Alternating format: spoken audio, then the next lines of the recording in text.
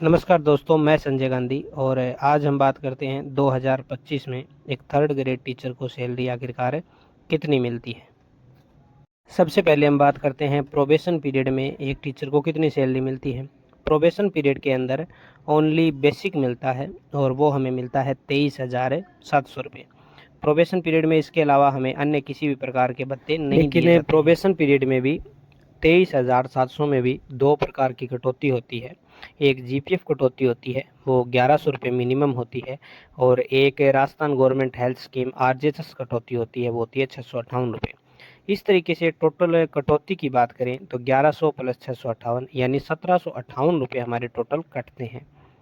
लेकिन अब हम बात करते हैं कि हमारे मूल खाते में वास्तविक कितना वेतन है वो जमा होता है। 23,700 रुपये हमारी बेसिक होता है, उसमें से 1758 रुपये कटौती होती है। इस तरीके से 21,942 रुपये है 2025 के अंदर नेट सैलरी है एक थर्ड ग्रेड टीचर के अकाउंट के अंदर आती है। अब हम बात करते हैं कि प्रोबेशन पीरियड अगर हमारा कंप्लीट हो जाता है, यानी 2 साल के बाद हमारी टोटल सैलरी कितनी बनती है।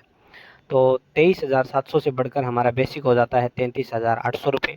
डीए है वो वर्तमान में 53% है और ये साल में जनवरी और जुलाई 2 बार बढ़ता है।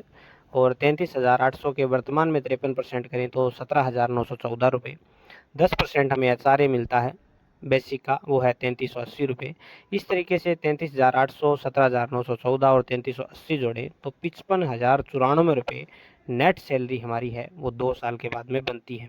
लेकिन इसमें भी कुछ कटौती होती है, आइए हम उसकी भी चर्चा करते हैं कि वो कटौती किस किस प्रकार की होती है। तो हमारी 55,094 रुपये में जो कटौती होती है वो 3 प्रकार की होती है।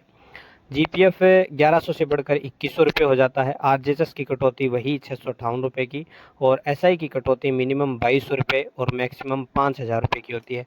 तो टोटल जो कटौती होती है वो 4,958 रुपये होते हैं।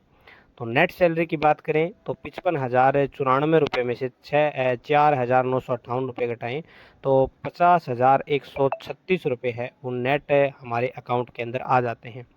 और इसके बाद में हम ये भी चर्चा करेंगे कि 8वां पे कमीशन अगर लागू हो जाता है तो उससे हमारी सैलरी है वो कितनी इंक्रीज़ हो जाने वाली है।